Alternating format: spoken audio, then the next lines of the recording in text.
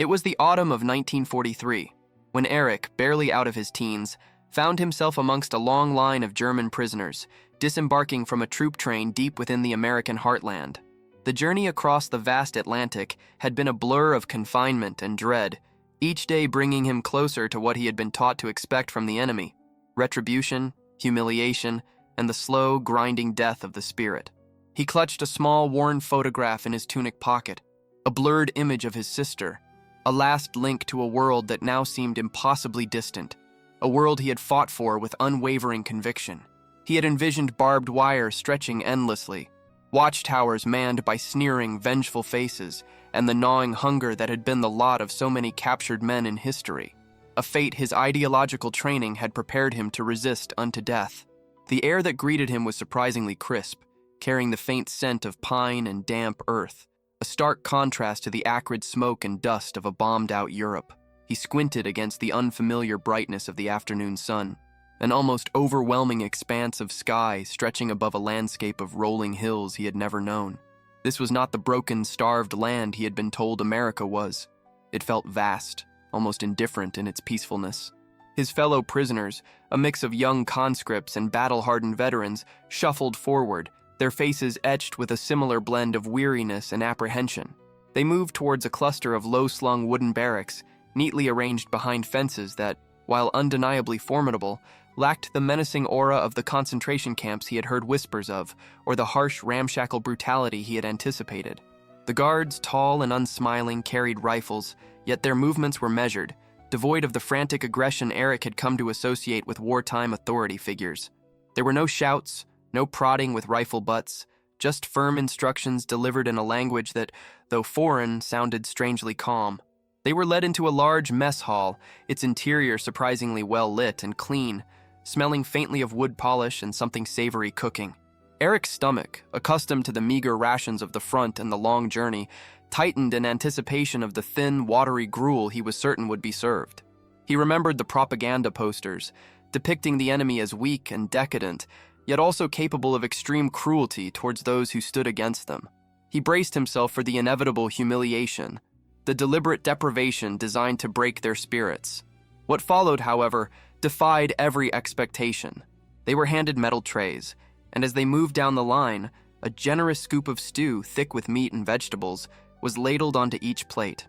Alongside it, slices of fresh bread and even a small pat of butter. The steam rising from the food carried a comforting aroma, a scent of genuine nourishment that felt almost alien after months of scarcity.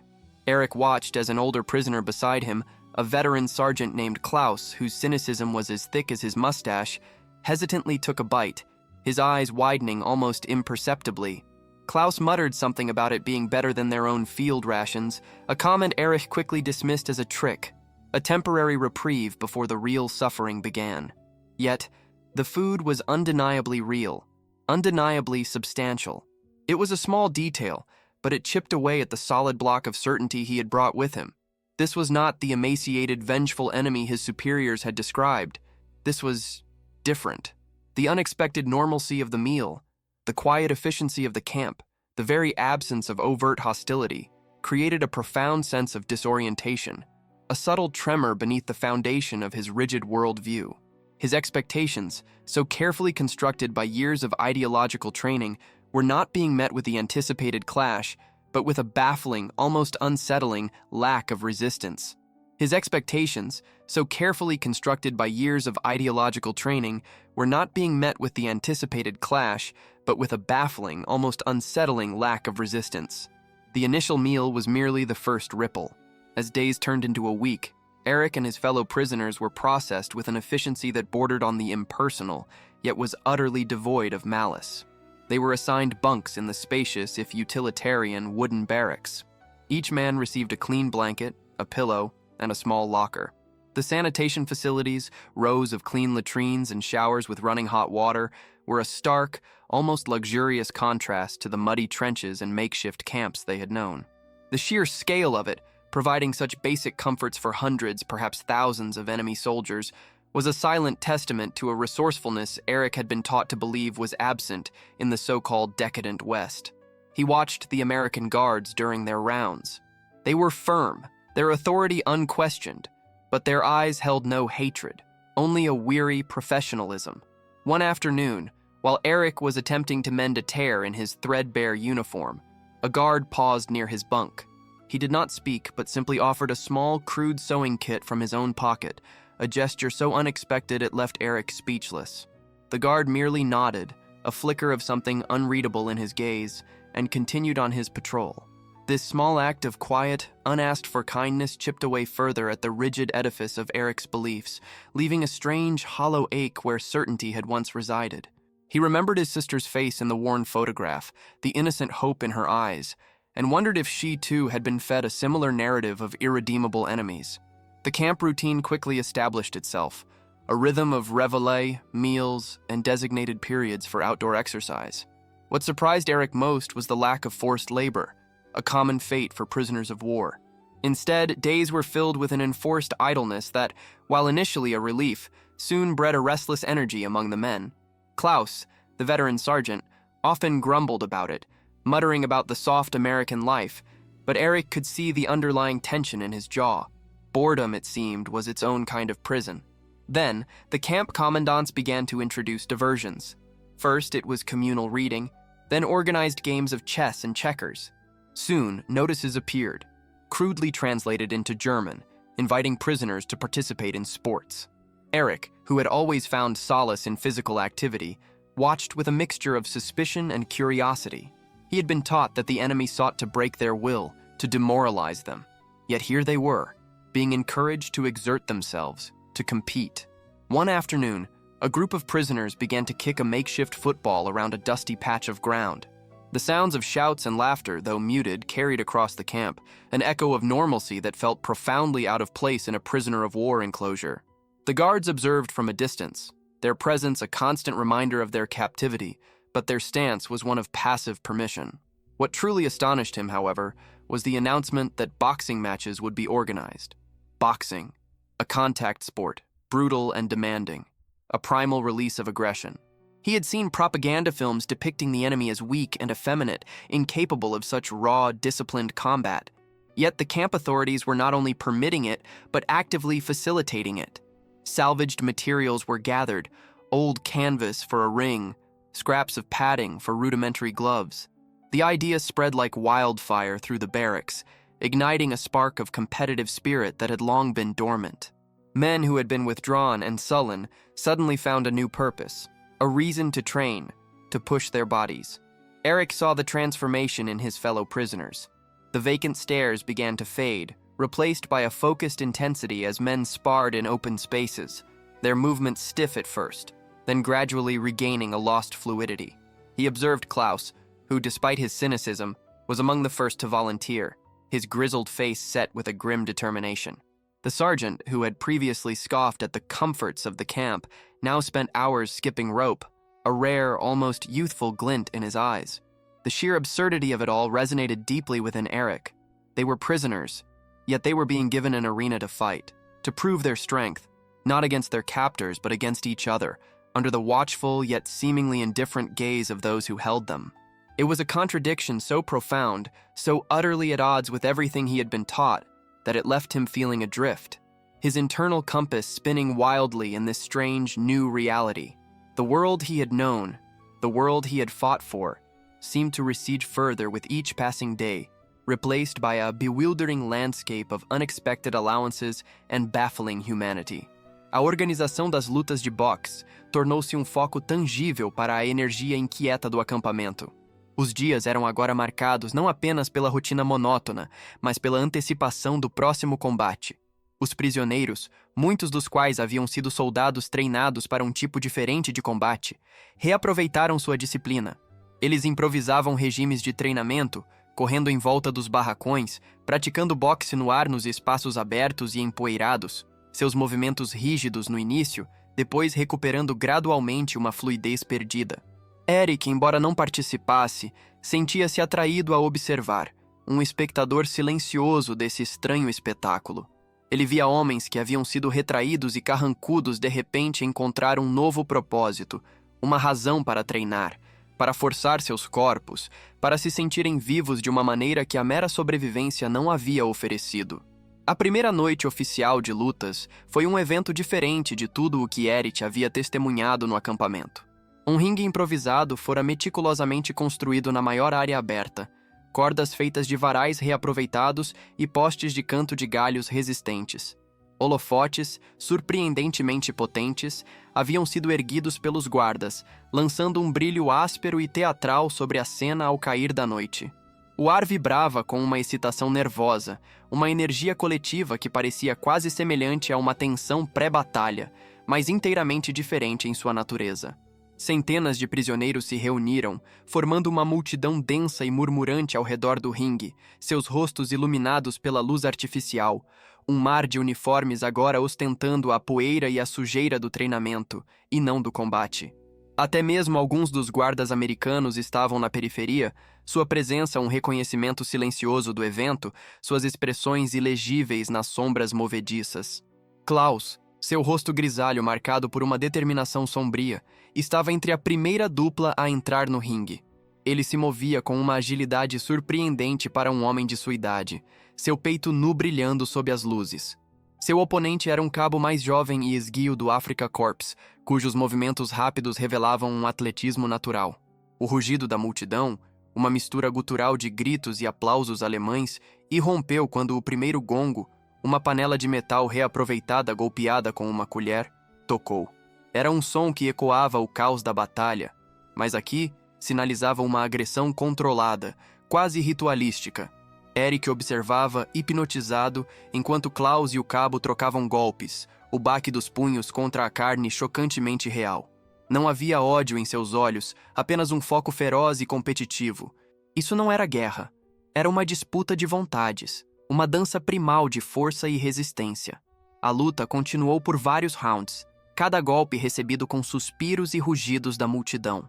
Eric viu o desespero nos olhos de Klaus, a pura recusa em ceder.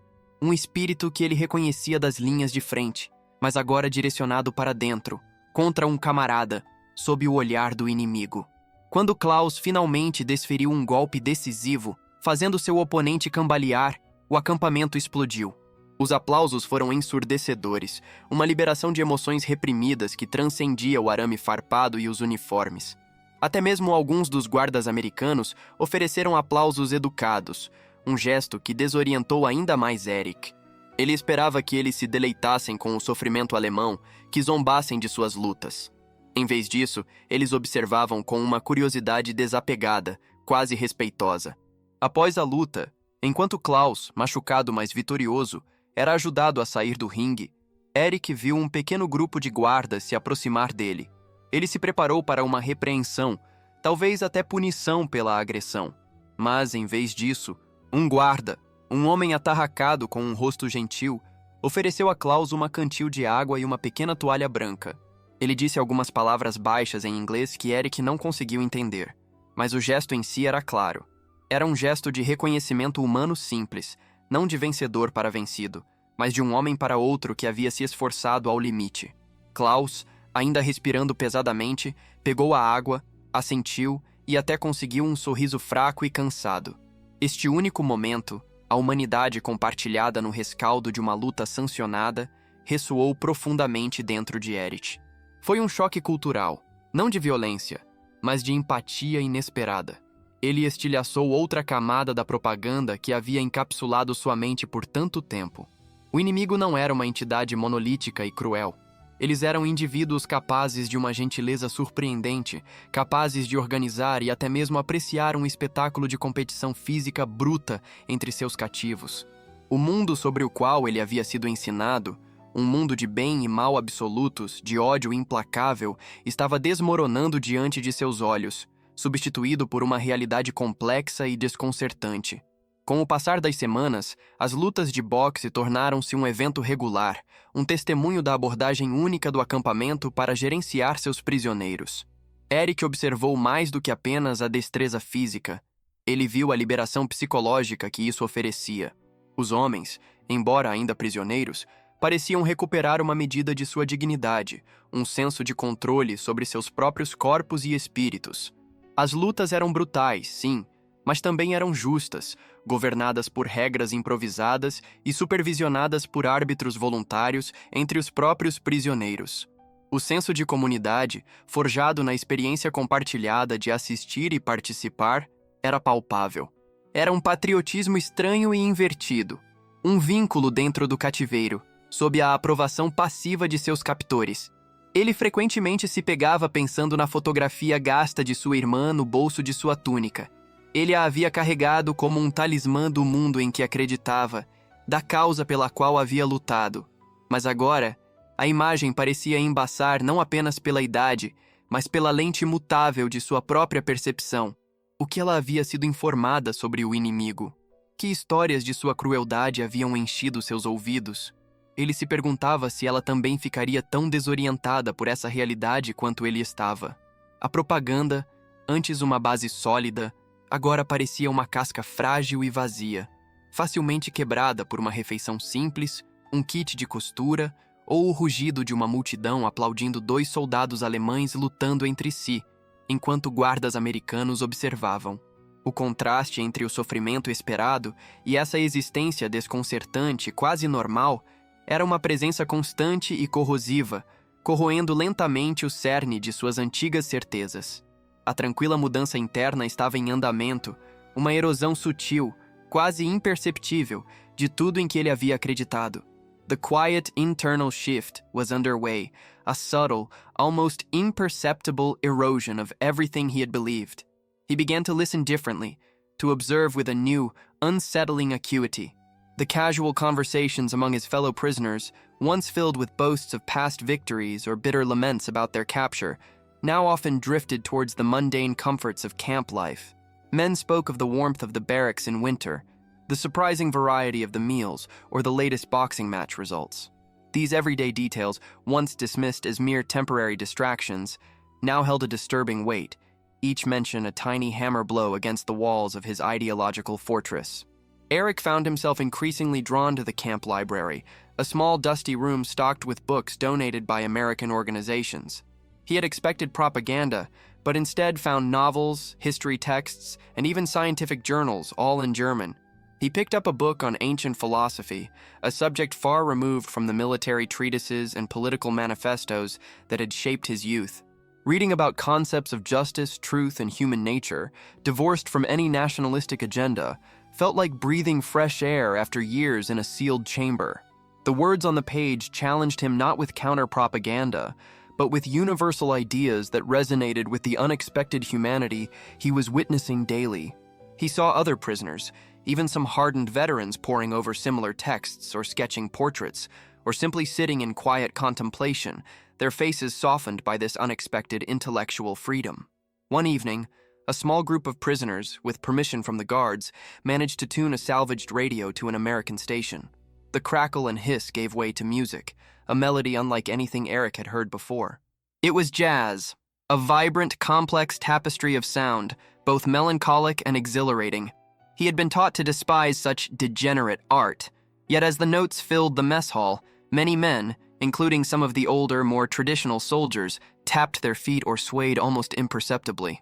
A guard passing by paused, a faint, almost imperceptible smile playing on his lips, before continuing his patrol. The music, a forbidden pleasure, became another symbol of the permeable membrane between their world and that of their captors, a shared moment of aesthetic appreciation that transcended the barbed wire. Klaus, ever the pragmatist, continued to participate in the boxing matches, his victories celebrated with a raw, primal energy that united the German prisoners. But Eric noticed a change in the sergeant too. After one particularly brutal fight, Klaus sat on his bunk, rubbing a bruised jaw, and confessed to Eric, "You know, boy, they don't have to do this. They could work us to death like we would have done to them." His voice was gruff, but there was a tremor of genuine bewilderment in his words. This is not how it was supposed to be. It was not an admission of weakness, but a profound questioning, an echo of Eric's own internal turmoil. Klaus, who had always embodied the unyielding soldier, was now openly grappling with the dissonance between what he was told and what he experienced. The personal artifact, his sister's photograph, became a constant companion, now less a talisman of conviction and more a mirror for his growing doubts. He would trace her innocent face, remembering the earnest letters he had sent her, filled with assurances of their righteous cause and the inherent evils of their enemies. He wondered if she, still behind the lines, held on to those same beliefs with unwavering faith. The thought brought a pang of guilt, a sense of having been complicit in a grand deception. The vastness of the American landscape outside the camp, the endless sky, the sheer abundance that seemed to permeate even their captivity, made the fervent, almost desperate scarcity of wartime Europe feel tragically small and misguided. The scale of the generosity, the 20,000 calories a day provided to each prisoner, a statistic he overheard from a camp official, stood in stark contrast to the starvation rations endured by civilians and even soldiers on the Eastern Front. This was not merely survival, it was sustenance, almost prosperity in the heart of the enemy's land. He started to observe the guards more closely, not as faceless adversaries, but as individuals. He saw them laugh amongst themselves, share stories, and sometimes even exchange a brief, almost imperceptible nod of acknowledgement with a passing prisoner. One day, while helping to clear some brush near the perimeter, Eric saw a young American guard drop a small, leather-bound book. He picked it up and, after a moment's hesitation, walked towards the guard, extending it. The guard looked surprised, then grateful. "Thanks," he said, simply, taking the book. It was a collection of poems. The exchange was brief, unremarkable, yet it felt monumental to Eric, another thread in the unraveling tapestry of his ingrained hatred. The guard was not a monster. He was a young man who read poetry. The days continued to unfold, each one adding another layer of complexity to Eric's understanding. He saw prisoners from different units, different backgrounds, finding common ground in shared activities, in the simple act of existing together.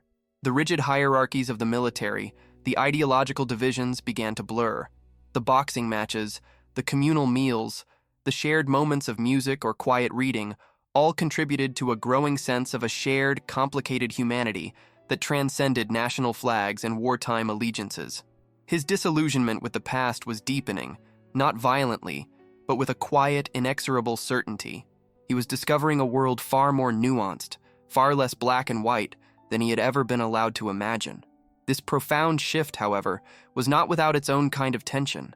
The echoes of his past beliefs, the voices of his training, still lingered in the quieter corners of his mind, creating a constant, uneasy dialogue between what he had been and what he was becoming. The journey was far from over, but the direction was irrevocably set. Eric understood now that the world was not a simple binary of good and evil, but a tapestry woven with countless individual threads of experience and intention.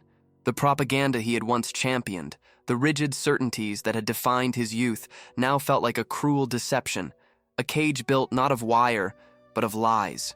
He kept the photograph of his sister, but its meaning had shifted. It was no longer a symbol of an unshakable cause, but a poignant reminder of the innocence and perhaps the ignorance they both had shared, a silent plea for a future built on understanding rather than manufactured animosity.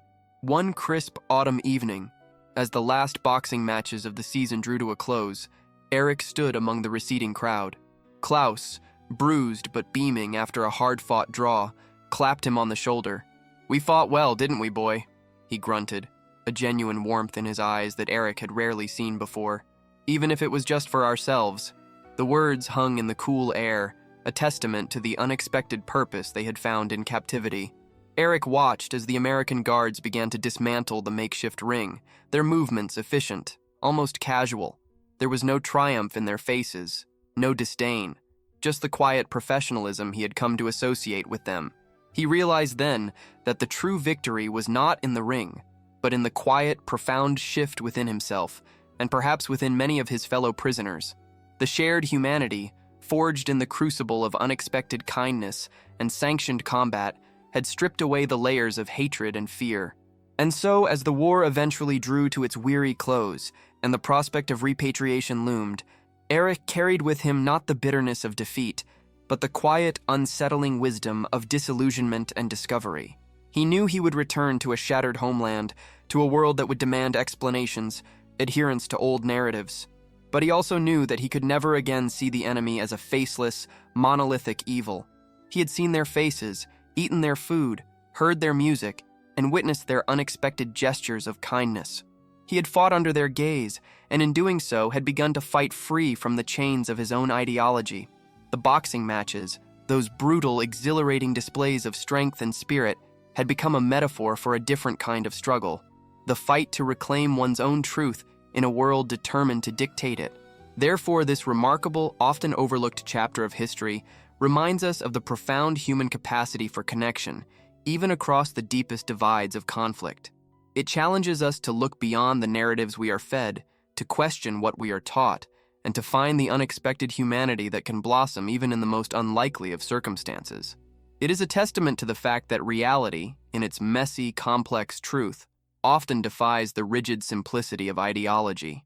If this story resonated with you, if it made you reflect on the power of perspective and the surprising complexities of human nature, please take a moment to like this video, share your thoughts in the comments below, and subscribe to our channel for more journeys into the hidden corners of history.